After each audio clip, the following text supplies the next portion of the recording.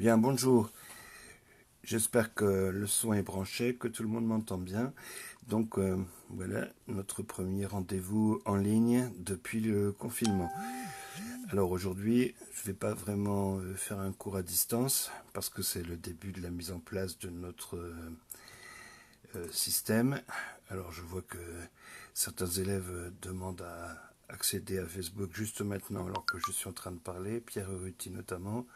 Je confirme. Voilà, j'ai reçu une demande de Noah Rodriguez, c'est peut-être quelqu'un de la classe qui aurait ce pseudonyme. Bon, si c'est le cas, merci de préciser qui vous êtes. Voilà, alors aujourd'hui, je vous indique d'abord des choses assez pratiques. N'oubliez pas que vous avez un exercice de éducation morale et civique à faire pour le troisième trimestre. Il y a un élève dans la classe qui l'a déjà rendu. Les autres, vous avez tout le trimestre pour le faire, mais puisque vous êtes peut-être un peu désœuvré en ce moment, essayez d'y penser, vous vous en débarrasserez. Après, on arrive donc un peu dans le dur, c'est-à-dire que je vous ai fait un questionnaire zéro pour essayer de prendre contact avec tout le monde. Il y a une grosse quinzaine d'élèves qui se sont connectés, qui ont fait l'exercice et qui ont pris la peine de répondre.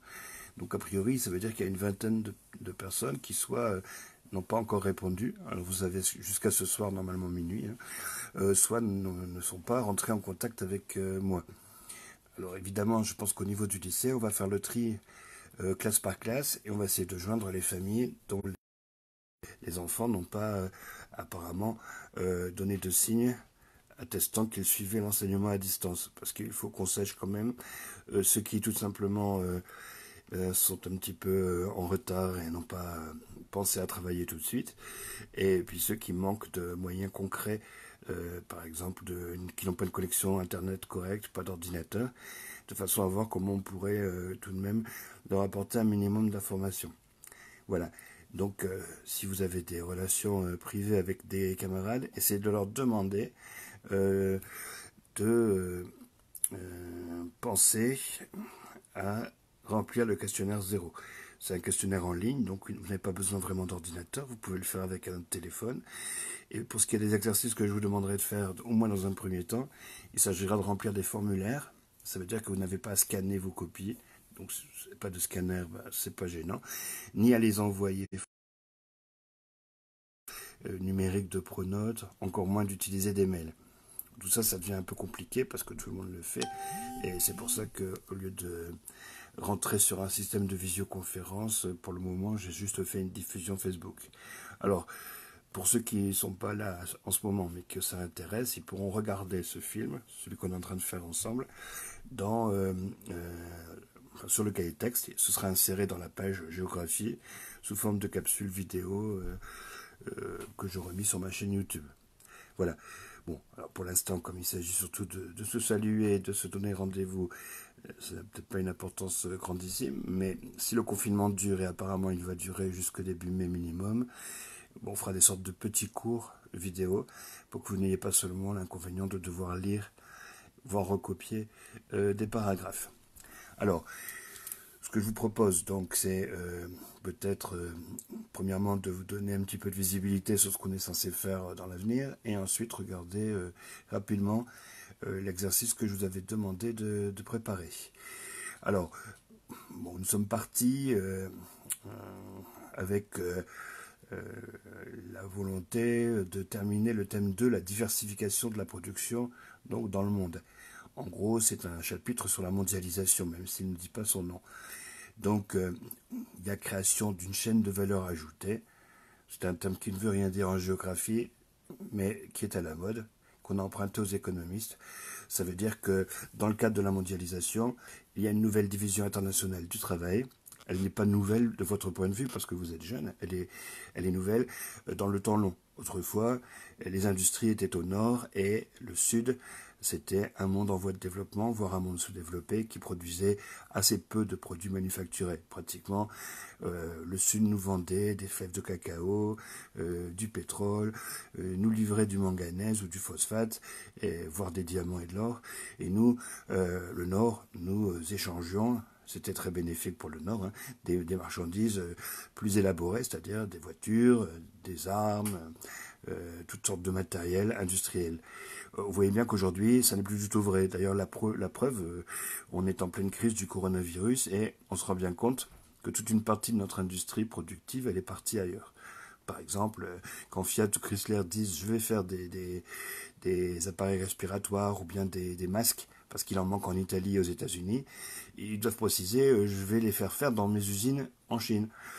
Et en France, on n'a pas de stock de masques. On dit qu'on va en acheter ou en faire fabriquer. Là encore, c'est souvent en Chine. Alors la Chine, évidemment, est un peu l'arbre qui cache la forêt, mais il n'y a pas que la Chine. La plupart des pays en développement sont aujourd'hui des pays qui ont des industries. D'accord? Ça ne veut pas dire que ce sont des pays qui se sont beaucoup enrichis. Donc, si vous achetez une chaussure Nike, par exemple, ou Reebok, il est évident que la conception du produit se fait en Angleterre ou aux États-Unis. Ensuite, la fabrication. La fabrication, elle peut se faire en Chine, dans un pays du tiers-monde quelconque. Les ventes se concentrent essentiellement dans les pays du G20, voire dans l'ancienne triade. Donc, vous aviez le cas du téléphone portable à étudier, notamment du téléphone portable de la marque Apple. Quand vous regardez un iPhone, l'iPhone, il est assemblé en Chine. Donc, la question que vous étiez posée, je crois, à Shenzhen. L'assembleur, c'est-à-dire l'industriel qui fait ce travail, c'est Foxconn.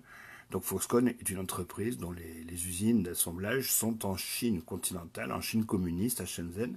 Simplement, Foxconn est une entreprise taïwanaise. Donc vous voyez déjà, pour ce qui est de la production finale du produit, deux pays sont impliqués directement, puisque c'est une firme de Taïwan qui a une usine en Chine, avec certainement un actionnariat partagé, parce qu'en principe, en Chine, il faut un actionnaire chinois à 51% pour pouvoir ouvrir une usine de production. Les pièces, on vous a fait un petit schéma, une espèce de carte pour vous montrer ça. Les pièces, plus elles sont sophistiquées, plus elles viennent encore de pays du Nord. C'est-à-dire qu'en Californie, à Cupertino, dans la Silicon Valley, on conçoit le produit. Alors, on le conçoit d'un point de vue scientifique, comment ça fonctionne le téléphone, mais aussi du point de vue du design. Qu'est-ce qu'on va faire pour que ce soit vendable, pour que ce soit cher, pour que ce soit à la mode. Bien. Ensuite, les différentes pièces qui servent à assembler le produit, il y en a qui viennent des États-Unis, il y en a qui viennent d'Allemagne ou même de France, c'est pas indiqué sur la carte, mais il y a des éléments qui viennent de France. Certains viennent du Japon. Tout est assemblé de Corée du Sud aussi. Tout est assemblé en Chine, puis revendu, et revendu essentiellement aux États-Unis. Donc, si vous lisez un article économique un petit peu pointu, vous apercevrez quand même que l'essentiel de la valeur ajoutée, c'est justement pour ça qu'on a repris ce terme en géographie, reste aux États-Unis.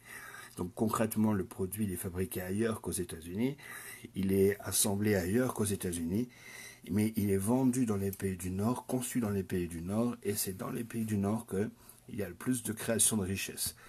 Après, bien sûr, ça ne veut pas dire que cette création de richesse est bien partagée à l'intérieur des pays du Nord. Vous pouvez avoir, bien sûr, des pays du Nord qui souffrent d'écarts de développement, bien sûr, aussi, ce qui fait qu'il y a une minorité de la population qui accapare les richesses. Alors, on me dit que d'autres personnes veulent se connecter maintenant, c'est un peu tard. Alors, Garcia Grégory confirme, Peyo dérive, Nina Daguerre, Tamara Chevalier, Camille Follop, Leïsa Etchenik, Tao G. Bon, bonjour à tout le monde. Alors, écoutez, je sais bien que je ne suis pas un modèle de ponctualité peut-être en temps réel, et d'ailleurs j'ai commencé à 14h03, donc j'étais un petit peu en retard, mais quand on se donne rendez-vous sur Internet, il faut évidemment essayer d'être à l'heure, sinon on ne va pas s'en sortir. Donc voilà, essayez la semaine prochaine, même jour, même heure, à 14h, d'être déjà mis Facebook avant qu'on diffuse, si vous voulez pouvoir participer. Donc là, Enola, par exemple, m'a signalé que la IC n'arrivait pas à se connecter, mais quand on fera court, ce serait intéressant que ces petits commentaires vous servent à poser des questions. Alors vous voyez que ça va aussi bien que d'aller sur une pseudo-salle de visioconférence où il y a de l'audio, quand ça marche, et où tout le monde finalement fait beaucoup de bruit. Si c'est pour reproduire les conditions d'une classe réelle par téléphone, bon, on n'y gagne pas grand-chose. Alors, j'étais en train donc de terminer mon explication de la mondialisation telle qu'elle est dans votre programme. Alors, c'est de la géographie, donc en fait, ce qu'on veut vous faire dire, c'est qu'il y a un réseau, d'accord, un réseau de fabrication des produits. Donc l'exemple du téléphone portable, c'est un réseau qui réunit les 3 anciens pôles de la triade, hein, Europe, Amérique du Nord, Japon, mais qui associe aussi des pays en développement, notamment un pays du BRICS, hein, la Chine, qui est un des gros producteurs finalement dans le système de l'iPhone, pardon. Et puis vous aviez dans votre carte des pays comme l'Arabie Saoudite ou l'Afrique du Sud qui font partie du G20, qui sont des pays qui ont suffisamment d'habitants disposant de revenus pour être des clients potentiels de l'iPhone. Donc même s'il n'y a pas d'Apple Store dans ces pays, il y a déjà une partie de l'infrastructure nécessaire pour que ça marche bien. Ils ont le haut débit et il y a une aspiration de la bourgeoisie locale à avoir le même téléphone que vous en fait. Donc vous voyez que la mondialisation a des effets, y compris qu'on pourrait qualifier de culturels, en tout cas des habitudes de consommation qui s'universalisent. Bon, donc puisque vous êtes en géographie et en première AMG, on ne vous demande pas évidemment de pouvoir comprendre comment fonctionne une entreprise aussi complexe qu'Apple, mais juste de repérer où sont les principaux flux. Alors vous voyez que les flèches sur le livre sont complètement artificielles. Bien sûr que les pièces qui vont de la Californie à la Corée du Sud, elles ne vont pas passer par la Sibérie. Donc soit il y a exportation par avion, soit on va utiliser des lignes maritimes. Alors en fait, les routes maritimes pour l'acheminement de l'iPhone, elles sont dessinées sur la carte en bleu, ce qui veut dire que les flèches en rouge ou en orange sur la carte ne sont pas nécessairement utiles. Hein. C'est des flèches qui ne représentent rien en fait en termes de véritable cheminement. Donc là, les vraies relations, elles se font par voie maritime. Bon, et donc ça met un peu de temps, vous remarquerez, de moins en moins de temps parce que ça va de plus en plus vite. Et vous voyez que aussi, alors à l'époque du coronavirus, une fois de plus, on est en plein dans l'actualité, ce système d'économie mondialisée, c'est un système fragile, c'est très vulnérable, parce qu'il suffit qu'un des composants manque à l'appel pour qu'on ne puisse pas produire le produit final. Alors cette idée de produire sur un seul site mondial un produit qui serait le même pour le monde entier s'appelle la stratégie globale des entreprises. Stratégie globale parce qu'on a repris le terme anglais. Si on avait vraiment traduit en français, on aurait dit simplement stratégie mondiale. Mais vous avez un site de production pour un produit qui sera le même pour le marché mondial. Et ce site de production, il n'est pas forcément dans le pays d'origine de l'entreprise. Donc là, on a l'exemple d'un site de production en Chine alors que l'entreprise est américaine, mais on peut avoir éventuellement le contraire. Quant à la nationalité d'origine de l'entreprise, c'est de plus en plus complexe de la déterminer puisque ces grandes entreprises ou entreprises moyennes qui sont très diversifiées géographiquement parlant sont souvent des firmes transnationales. Donc leur capital n'est pas un capital très, très stable.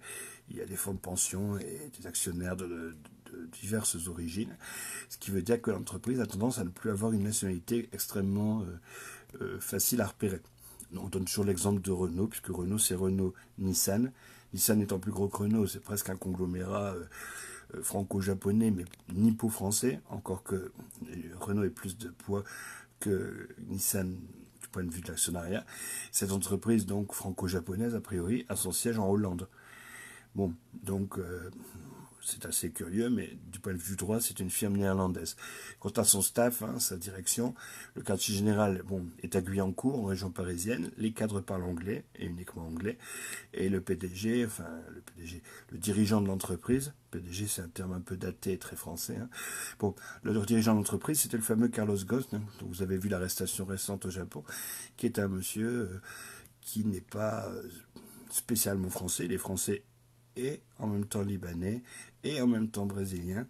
Donc c'est le prototype de cet homme d'affaires mondialisé, très brillant, qui avait réussi à redresser Nissan. Après, je ne vais pas commenter ces déboires judiciaires, ne sachant pas grand-chose de plus que ce que les médias peuvent en dire. Donc vous voyez que les questions qui vous étaient posées, c'était pour repérer que vous aviez bien compris le document. Donc, où se trouve le quartier général d'Apple? En Californie. Est-ce qu'il y a d'autres firmes transnationales dans un domaine d'activité proche ou identique à proximité? Alors, je crois que c'est assez facile de trouver dans la Silicon Valley des entreprises qui travaillent dans la téléphonie ou dans l'Internet. Caractériser les pays où se trouvent les fabricants de pièces de l'iPhone.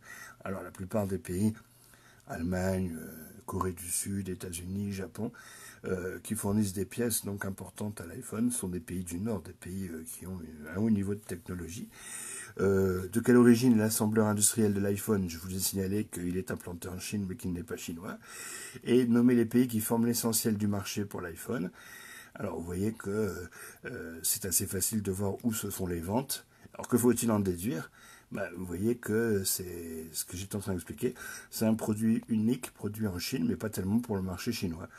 Plutôt pour les marchés les plus solvables, notamment le marché des États-Unis. Alors que peut-on en déduire? Il y a 2, 3 ou 4 peut-être réponses intéressantes, différentes, qui peuvent être formulées. Alors comme vous avez à répondre en ligne, de toute façon, vous avez un nombre limité de caractères. Il faut être un peu synthétique. Et donc, je ne vais pas donner toutes les réponses. Pour le grand D, il y a plusieurs bonnes réponses possibles à la question qu'est-ce qu'on peut en déduire. Alors, j'ai encore des élèves qui arrivent en retard et qui veulent se connecter maintenant. Alors, je ne les vois pas pourtant. Donc, Patchy et d'autres, normalement. Alors, oui, je confirme. Patchy. Ah, ça ne veut pas fonctionner. Maëlys. Inès. Voilà. Bon, donc peut-être que je ne vais pas rentrer dans plus de détails sur la correction du questionnaire 0. On ne va pas mettre de notes à chaque fois, à part dans le cahier de votre relevé de notes là, mais ça fera partie de la note de suivi et de participation du 3e trimestre. D'accord? Donc, d'ailleurs, pour certains, ça avait été assez favorable à la moyenne, mais de toute façon, ça permettait d'éviter que des gens qui ne font rien en classe eh bien, se dissipent trop. J'avais dit que je ramasserais vos cahiers, qu'on ferait des petits exercices régulièrement. On va faire ça, mais à distance. Si jamais, franchement, le confinement dure 1 mois et demi, 2 mois, et qu'il vous faut absolument une note pour vos moyennes, surtout si cette note remplace, par exemple, votre E3C de fin d'année qui certainement sera reporté ou supprimé. Hein. Enfin, je ne suis pas voyant, mais c'est probable. À ce moment-là, on fera peut-être un jour un vrai devoir surveillé en ligne, par exemple, je ne sais pas, on rendez-vous mardi à 14 h, je vous donne l'énoncé, vous avez 2 heures pour me faire une réponse, et à ce moment-là, on verra sous quelle forme ça fonctionne. Pour l'instant, je vais me contenter de vous mettre des petits questionnaires comme le questionnaire 0 pour vous rappeler les consignes, vous dire où se trouve dans le cahier texte le cours qui correspond à la semaine qu'on est en train de faire. Alors je termine donc par l'agenda dont j'avais parlé tout à l'heure. Donc là, on était en train de travailler sur le thème de la diversification de la production, en fait un cours sur la mondialisation. Bon, ensuite, je pense qu'on peut enchaîner sur une dernière question de géographie. Donc à partir de la semaine prochaine, sans doute, une question assez intéressante, assez facile peut-être pour vous. On va parler, dans votre programme, c'est sous couvert de ruralité. On va parler des campagnes en général. En réalité, les campagnes en France, c'est-à-dire la plupart des espaces ruraux ne sont plus ruraux, sont des espaces périurbains. Ça veut dire que vous savez bien, si vous habitez Urugne par exemple, ou Saint-Pé-sur-Nivelle ou Asquin, que la plupart des habitants de ces 3 villes, évidemment, ne sont pas des paysans, ni des gens qui vivent vraiment à la campagne, c'est des gens qui sont des navetteurs, c'est-à-dire qu'ils vont travailler en ville, et puis font des allers-retours pour aller finalement dormir hein, dans la commune que je viens de citer. Alors, c'est évident qu'Urugne ou Asquin, c'est un peu des banlieues. Mais au-delà de ça, si vous allez très très loin vers Itchassou ou encore plus loin dans le Pays Basque, vous aurez des petites communes de 200-300 habitants qui sont de la même manière des fausses communes rurales. C'est du périurbain. Donc, vous voyez que la plupart des grandes villes perdent des habitants, on en gagne qui quelquefois gagnent des habitants, ou quelquefois au-delà de la banlieue, la campagne qui dépend du centre. Donc une ville, même Saint-Jean-de-Luz, hein, qui est à 14 000 habitants, c'est le même nombre d'habitants depuis 20 ans en fait, ou 30 ans, mais il y a de plus en plus de Lusiens qui habitent à Urugne, à Saint-Jean-de-Luz et tout autour. Alors ça modifie beaucoup l'aspect des campagnes. Dans les campagnes, il y a surtout maintenant des hypermarchés, il y a surtout maintenant des concessionnaires automobiles, des choses comme ça. Bon, et vous verrez que ça pose des gros problèmes, hein. Bien sûr. Un élève qui habite dans le périurbain, il doit se lever à 5 heures du matin pour arriver à 8 heures dans son lycée s'il n'y a pas de transport en commun. Et évidemment que c'est un peu dangereux en termes de sécurité routière. Les réseaux d'assainissement ne suivent pas, il n'y a pas forcément de transport en commun, mais il y a une qualité de vie du fait d'habiter à la campagne. Alors c'est très français, donc ce sera intéressant parce que peut-être si on a un peu de chance, on pourra regarder un petit morceau du film américain E.T., où on voit que les Américains, c'est comme les Français, ils adorent vivre dans des lotissements dans la campagne. Bon, alors je vois que l'essai s'ennuie déjà, elle me demande quand est-ce que ça se termine. Ben, ça va se terminer dans quelques minutes, l'essai, ne vous inquiétez pas. Bon, donc 2 chapitres en fait de géographie hein, à terminer. Là, on est en train de faire la chaîne de la valeur ajoutée, autrement dit les réseaux de production dans le monde, les espaces riches, les espaces pauvres. Donc c'est la mondialisation et ses effets, de manière très synthétique. Ensuite, on enchaîne sur les espaces ruraux en France. Alors peut-être faire un peu de vraie géographie, c'est-à-dire dans quelle région on produit tel type de production agricole, c'est toujours intéressant, mais je vous dis, le gros du chapitre, en fait, c'est pas vraiment de parler de la campagne, mais de cette campagne transformée où vivent maintenant les nouveaux habitants des villes. Donc, une campagne dans laquelle on va trouver maintenant même des gros lycées. Vous voyez, si Chantaco est un village, eh bien, le collège et le lycée de Chantaco seraient d'énormes établissements scolaires qui auraient plus d'élèves que les habitants du village. Alors, ça arrive autour de Lille, de Lyon, de Paris, ça peut arriver autour de Pau ou de Bordeaux. Donc, même des petites villes maintenant ont une couronne qu'on appelle périurbaine, où certains artistes de la géographie française appellent ça du rurbain, pour mélanger le mot rural et le mot urbain. Donc la campagne, qui est encore de la campagne en France, où les gens sont surtout des paysans et des ruraux, on appelle ça le rural profond. Alors comme c'est un peu péjoratif, rural profond, c'est un usage qui tend à disparaître, et d'autant plus que ce type d'espace aussi a quasiment disparu. Il n'y a plus guère d'endroits en France dont les habitants soient essentiellement des ruraux, ça n'existe plus. Dans les campagnes qui ne sont pas vraiment périurbaines, ce qui se développe, c'est le télétravail et le tourisme. Donc vous avez également pas mal de résidents qui ne sont pas des vrais ruraux, même dans des endroits qui, par le paysage ou l'éloignement de la ville, paraissent encore de vraies campagnes. De même qu'il n'y a plus beaucoup de régions enclavées, sans réseau et sans autoroute. Bon, donc quand on aura terminé cette deuxième partie de géographie, ça devrait être à peu près les vacances de Pâques, hein, mais on enchaînera, si on est toujours confiné, sur l'histoire. Il faudra bien y revenir, puisque vous avez des questions d'histoire un peu importantes quand même à traiter d'ici à la fin de l'année. Alors notamment la Troisième République. Alors la Troisième République, c'est le régime qui s'est installé dans les années 1870, qui a gagné la Première Guerre mondiale et qui s'est abîmé en 1940. Alors ça, c'est le régime qui, par exemple, est responsable de ces monuments aux morts que vous avez dans tous les centres-villes de la France. C'est le régime qui a fait croire aux Français que le drapeau bleu-blanc-rouge était un drapeau républicain, que la République c'était la Révolution française. Alors je dis qu'il a fait croire, j'exagère un peu, mais vous savez que la Révolution n'a pas été faite au nom de la République, mais au nom de la monarchie constitutionnelle. En 1789, on a un roi, en 90 aussi, en 91 également, et jusqu'en 92. Donc ce sera assez intéressant de travailler sur la Troisième République, et on doit prendre une question obligatoire. Alors c'est soit la vie à Alger de mémoire, soit l'instruction des filles. Alors j'avais pensé qu'on regarderait comment les filles étaient scolarisées sous la Troisième République, parce que c'est aussi la République, enfin le régime, qui s'était forcé d'apprendre à lire et à écrire à tous les Français. Donc il est important que les filles soient instruites, puisque les filles c'est des futures mères, et évidemment ça a été assez difficile de faire admettre Français que les filles devaient être instruites. Alors, on n'est pas encore dans l'école mixte, hein, je vous rassure, les filles sont à part des garçons, donc elles n'apprennent pas de funestes secrets, mais malgré tout, beaucoup de Français étaient réticents à l'idée que leurs filles aillent à l'école, et on pourra faire peut-être quelques études de cas, lire un texte ou deux sur l'instruction des filles au Pays Basque, où c'était particulièrement compliqué. Les institutrices étaient souvent des Béarnaises ou des filles extérieures au Pays Basque qui parlaient en français bien sûr, qui apprenaient le français aux petites filles, dans des villages où elles étaient seules, des jeunes filles de 20, 25 ans, dans un village où tout le monde parle basque, où elles sont un peu isolées, et c'est le maire et son secrétaire de mairie qui ont des relations avec ces jeunes filles et qui les protègent en quelque sorte. Bien, et c'était pas toujours évident psychologiquement. Elles se sentaient assez isolées et il faut voir aussi qu'elles avaient tout un tas d'obligations. Hein. C'est pas des jeunes filles qui pouvaient aller ni au bar ni dans les fêtes. Elles devaient bien se tenir. Alors on appelait souvent les instituteurs de cette époque les hussards noirs de la République. Beaucoup étaient des jeunes femmes qui enseignaient à des filles. Et le succès a été au rendez-vous. Vous savez qu'au départ, les républicains, c'est une minorité en France. Et au XXe siècle, ce sont les monarchistes qui font figure de petits rigolos, entre guillemets, ou qui sont marginalisés. Alors ça, c'est l'œuvre quand même de l'école.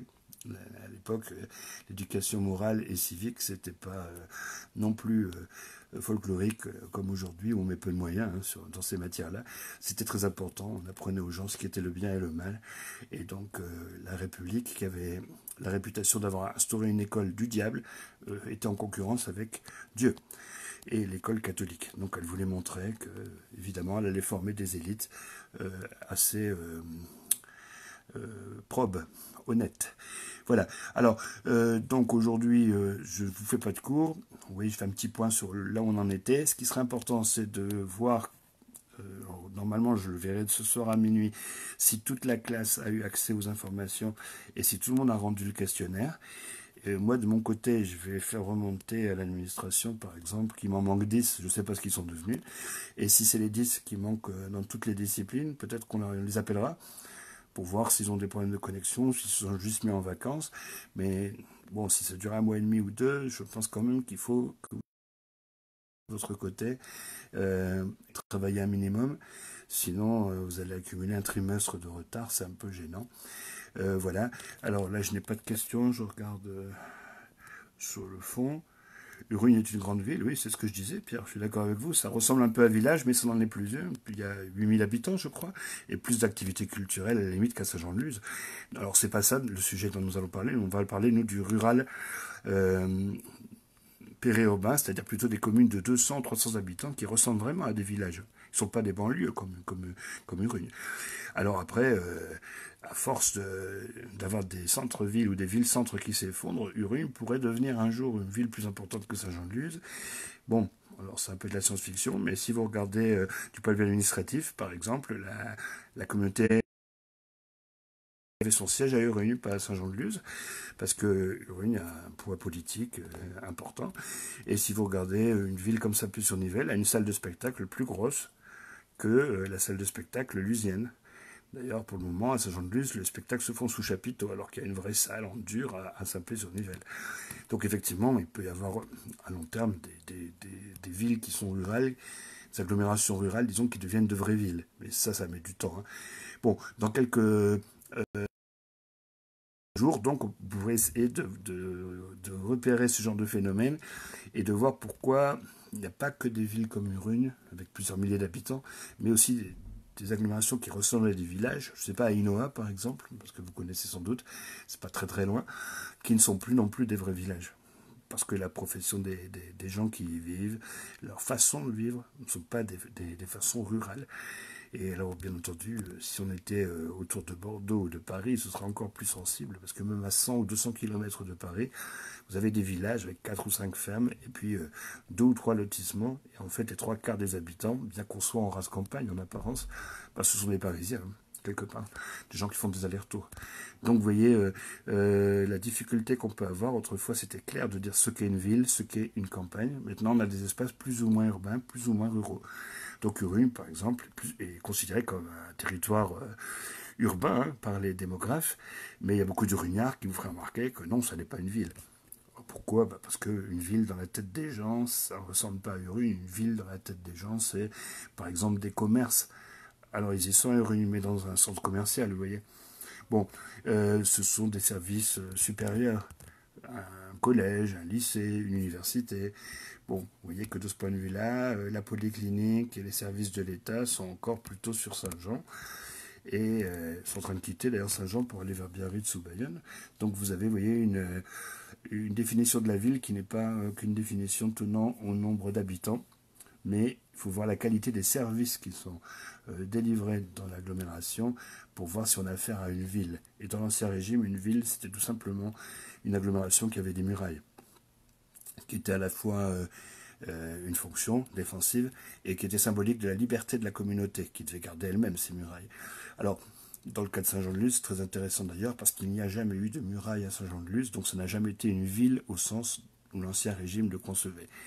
Après, comme c'était une agglomération entourée de marécages, d'où le nom, hein, Donibane Uitsune, bon, les marécages faisaient office de muraille. Mais c'est pas une vraie ville non plus d'Ancien Régime. Hein. La plus proche ville d'Ancien Régime ici, c'est Fontarabie. Là, il y avait des murailles. Et sinon, il faut aller voilà, vers Bayonne. Hein. Alors, Pachi veut un petit bonnet. Il était sur le live. Oui, bon, pourquoi pas, Pachi. De toute façon, vous ne serez pas dans la liste peut-être des gens qui ont disparu des radars. J'espère que Pachi et les autres, vous avez envoyé à un moment ou à un autre hein, le questionnaire 0, qui a surtout été fait pour vérifier que nous n'avions pas perdu complètement le contact. Ok. Alors, n'oubliez pas que demain, je vous mets le formulaire numéro 1 en ligne. Donc, normalement, je vous mettrai aussi un petit corrigé du questionnaire 0 pour ceux qui l'auraient loupé, ok, qui auraient mal répondu. Si vous faites l'effort chaque semaine d'aller chercher le... C'est le jeudi ou le mercredi? Non, c'est le mercredi pour vous. Donc, tous les mercredis, vous aurez un petit formulaire en ligne pour vous rappeler, en fait, qu'est-ce qui serait nécessaire que vous fassiez dans la semaine pour rester un petit peu dans le tempo du lycée. D'accord? Donc, il y aura quelquefois un paragraphe ou deux à recopier parce que c'est la leçon. Et souvent, il y aura un petit exercice à lire, un film à regarder, par exemple. Et si ça marche bien, si on arrive à avoir assez d'audience, on pourra faire peut-être vraiment un cours en ligne. À ce moment-là, pas forcément sur Facebook, on verra, mais je pourrais vous faire une leçon en vous montrant des documents, par exemple, de façon à ce que on avance vraiment comme si on était en classe. Alors la seule chose, c'est qu'il faut être un petit peu plus court qu'en classe. En 1 heure, quand on est 35, plus moi 36, on n'avance pas énormément. Et si je suis seul comme ça à vous parler, il ne faut évidemment pas que je vous parle pendant 1 heure, ça va faire l'équivalent de 5 ou 6 heures de cours. Hein. Bon, donc on essaiera d'être concis. Pour l'instant, je vais vous laisser, à moins que Pachi insiste pour qu'on aille jusqu'à 19h. Bon, et puis... je vous recommande donc de faire passer l'information à vos camarades qui ne l'auraient pas fait encore. Essayez de répondre au questionnaire 0, même si vos réponses ne sont pas très judicieuses, au moins d'avoir donné votre mail et d'avoir montré que vous étiez au courant du téléenseignement pour la classe. De façon, je vous dis, à ce qu'on reste en contact. Et puis, n'oublions pas qu'on est à l'école. Ce qu'on va nous demander à la fin du trimestre, que ce soit les conditions plus ou moins vraisemblables de travail, c'est de vous mettre des notes. Alors si... les profs attendent qu'on se revoie et sur les 3 ou 4 jours où on aura cours peut-être quelque part entre mai et juin, vous êtes assommé de notes de droite et de gauche, je ne pense pas que ça va bien se passer pour vous. Donc ce serait peut-être mieux quand même que, comme dit Pachi, vous ayez fait la preuve de votre assiduité pour qu'on puisse faire semblant et vous mettre des notes d'assiduité de façon à rentrer dans le moule de l'éducation nationale. Et je me permettrai une petite observation personnelle. Vous remarquerez à l'occasion de cette crise du coronavirus à quel point on devrait être en semestre et pas en trimestre, de mon point de vue. Parce que le 3e trimestre, sans cette crise, était déjà ridiculement court, mais avec la crise du corona, carrément, il est inexistant le trimestre. Bon, donc si vous avez des questions, même par rapport au propos qui a été tenu ce matin et que vous avez envie de me les poser, vous pouvez ajouter vos commentaires sur Facebook ou bien m'envoyer un mail hein, à mon adresse habituelle que vous connaissez. Cela dit, essayez de ne pas saturer non plus les boîtes mail des profs en ce moment parce que la plupart des gens réclament qu'on leur envoie des devoirs sur mail ou sur le casier numérique de Pronote et visiblement ça peut saturer. Bon, écoutez, cette vidéo sera normalement en ligne dans le cahier de texte HLIA pour ceux qui ne l'ont pas vu en direct. Et l'idée, donc, c'est qu'à partir de la semaine prochaine, donc tous les mardis à 14h, eh bien, vous vous connectiez quelques minutes avant pour pouvoir suivre l'intervention du début à la fin et que ce soit une intervention, disons, plus scolaire, plus pédagogique qu'aujourd'hui, où il s'agissait surtout de faire un essai en temps réel. Bon, je remercie ceux d'entre vous qui ont pris la peine de se connecter. Je vous souhaite à tous un bon confinement. J'espère que ça se passe bien, que vous n'avez pas de malades dans vos familles. N'oubliez pas que même si c'est très contraignant, il faut éviter de sortir parce que déjà vous risquez des grosses amendes. Mais en plus, c'est pas très, comment dirais-je, pas très sain. Vous prenez des risques, même des jeunes sont malades. Écoutez, portez-vous bien et à très bientôt j'espère. Au revoir.